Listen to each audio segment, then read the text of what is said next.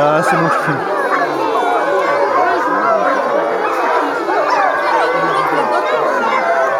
Là, ils sont quand même bien habitués à l'homme parce que t'as vu, dès qu'ils ont allumé les machins en direct.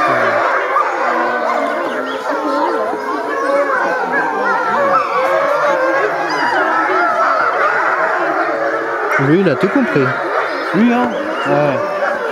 C'est que l'USR, c'est pas le dominant, celui qui va se rendre direct pour la bouffe en premier.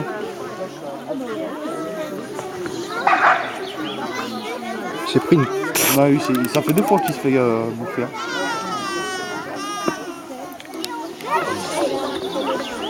Voilà, je demandais à tout le monde de s'écarter de la barrière, de s'asseoir. Et vous avez pu remarquer que les loups n'aboient pas comme des chiens, mais ils hurlent. Ces hurlements sont déclenchés par les fréquences de ma voix dans le micro, car au moment où je parle, eh bien, les loups ont associé le moment du repas. Et lorsqu'on parle repas, lorsqu'on parle nourriture dans un clan de loups, eh bien, à ce moment-là, les loups se resituent dans leur hiérarchie. Alors, qu'est-ce que ça veut dire? Bien, tout simplement, les dominants montrent qu'ils sont bien là, avec des attitudes de dominants, la queue en l'air, les oreilles pointées vers le ciel, le port de tête un peu plus haut que les autres. Ils vont montrer en quelque sorte qu'ils sont les plus forts, que ce sont eux qui commandent avec leurs attitudes. Les dominés, eux, eh bien, ils vont se soumettre. Et pour se soumettre, eh bien, ils vont avoir plutôt la queue entre les jambes, le port de tête plus bas, les oreilles rabattues, et parfois ils sont obligés de se coucher sur le dos, en signe de soumission. Car lorsqu'on est loup, qu'on est soumis, qu'on ne veut pas se soumettre, eh bien, on risque un coup de dent, tout simplement. Alors le loup, qui est-il? Eh bien, tout d'abord, c'est un mammifère sauvage, carnivore. Vous savez tout ce que c'est qu'un mammifère, les enfants? C'est un animal qui a des mamelles et qui est capable d'allaiter ses petits. Est-ce que vous connaissez le plus grand des mammifères? Oui, mais c'est bien beau de me dire oui, c'est quoi? La baleine. C'est quoi la vache? Non, c'est pas la vache. Oui, c'est la baleine. Hein, c'est la baleine qui peut faire jusqu'à 100 tonnes. Et le plus petit des mammifères, vous le connaissez, non? Le suricate. Ah, le louveteau, non. C'est tout petit, ça fait 3 grammes et ça peut tenir sur l'ongle du pouce. J'ai rien dit alors. Ouais, parce que 3 grammes sur le truc du coup, ça fait... La limace, c'est pas un mammifère. C'est une toute petite souris que l'on appelle la musaraigne étrusque.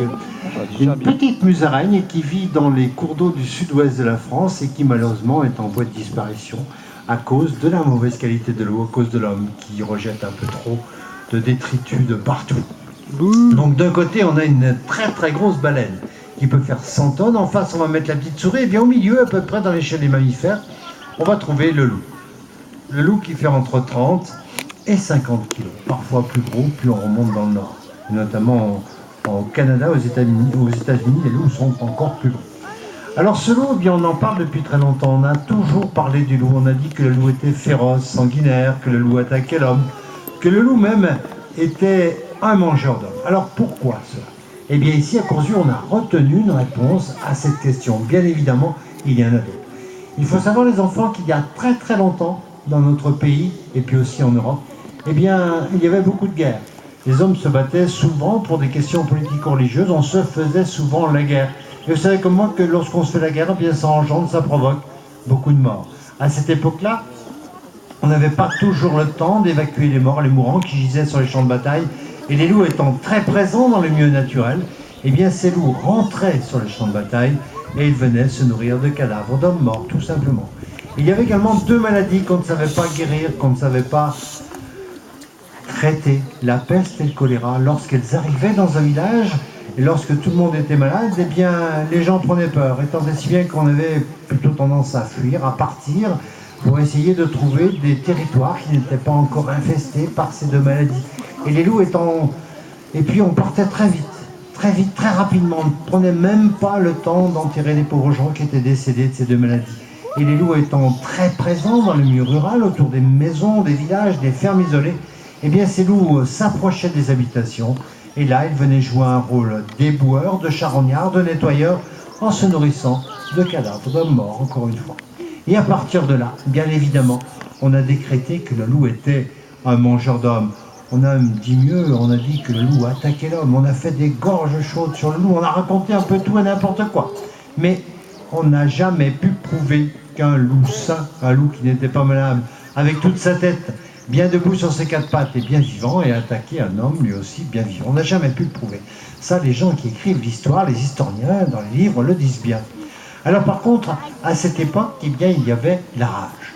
Et la rage est une maladie qui rend les hommes et les animaux un peu fous. Et lorsqu'on a la rage, eh bien on perd la tête et on a envie de mordre. Eh bien c'est ce qui a dû se passer. Des loups enragés qui ont dû perdre leur tête et qui par là même ont perdu la peur de l'homme. Eh bien ces loups, tout en s'approchant de quelques maisons ou fermes isolées, venaient mordre tous ceux qui se présentaient sur leur passage. Hommes, femmes, enfants, animaux domestiques, mais parce qu'ils étaient enragés, parce qu'ils étaient malades et non pas parce qu'ils avaient l'intention d'attaquer l'homme, comme on le dit souvent. Car un loup n'attaque pas l'homme. Un loup a tellement peur de l'homme que dès qu'il nous sent, il fuit. Et d'ailleurs, dans la nature, il est pratiquement impossible de pouvoir observer le loup à l'œil nu. Ou alors c'est dans des jumelles ou dans les phares de voiture le soir par inadvertance au détour de la. Alors par contre, on peut dire avoir une faim de loup. Car le loup a un ventre qui est environ le double de celui de l'homme. Un gros estomac. Alors pourquoi un si gros estomac? Eh bien, de son ventre, de son estomac, il va s'en servir comme moyen de transport.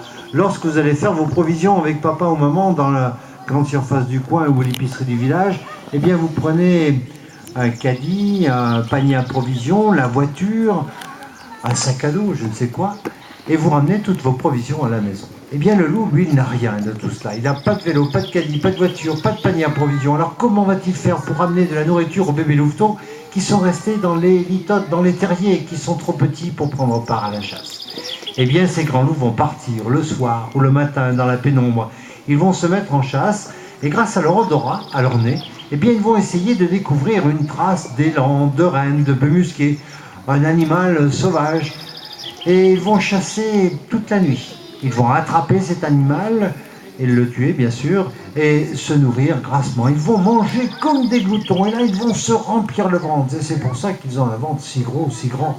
Et le ventre bien plein, eh bien, ils vont faire le chemin inverse, revenir vers les litotes, vers les terriers où attendent les bébés louveteaux. Et là, ces grands loups qui rentrent de la chasse vont régurgiter la nourriture, la revomir tout simplement. Une nourriture qui aura été prédigérée dans le ventre des adultes et qui sera beaucoup plus digestible pour ces petits louveteaux. Alors en général, eh bien, ce sont le mâle ou la femelle dominante, le papa ou la maman loup, qui vont nourrir les bébés. Mais dans un clan où il y a beaucoup de loups, eh bien d'autres loups seront également habilités à nourrir les jeunes.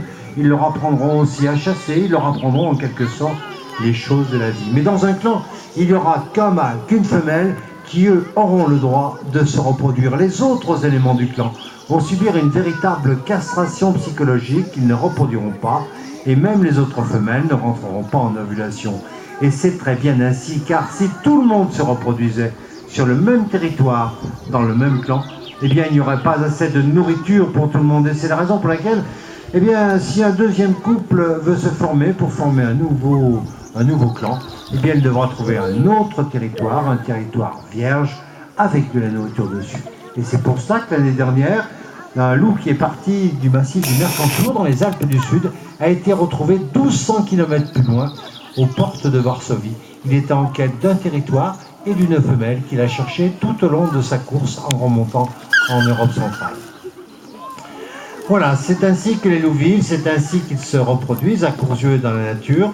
Alors à Courzieu, eh bien, tous les ans, les loups se remettent en question parce qu'il y a un enclos qui est clos, ouais, c'est le cas de le dire, et le mâle et la femelle dominante, eh bien, sont remis en question par les autres qui essayent de prendre leur place. Dans la nature, c'est différent. Les autres loups qui ne sont pas dominants dans le clan, eh bien, essayent de trouver d'autres territoires en s'en allant un petit peu plus loin. Voilà. Alors maintenant, on va aller voir ces loups d'un petit peu plus près, avec quelques enfants qui ont été lus par les maîtresses. Alors on va rentrer dans l'enclos, non pas pour faire du sensationnel, du spectaculaire ou du cirque, non pas pour faire manger les enfants, mais tout simplement pour essayer de démythifier le loup, et surtout pour essayer de vous prouver que ce loup, finalement, n'est pas si féroce et sanguinaire. Du moins, je l'espère. Voilà, vous êtes prêts? Allez, vous venez par là. Ceux qui sont en haut, vous ouvrez le petit portail et vous venez vers moi.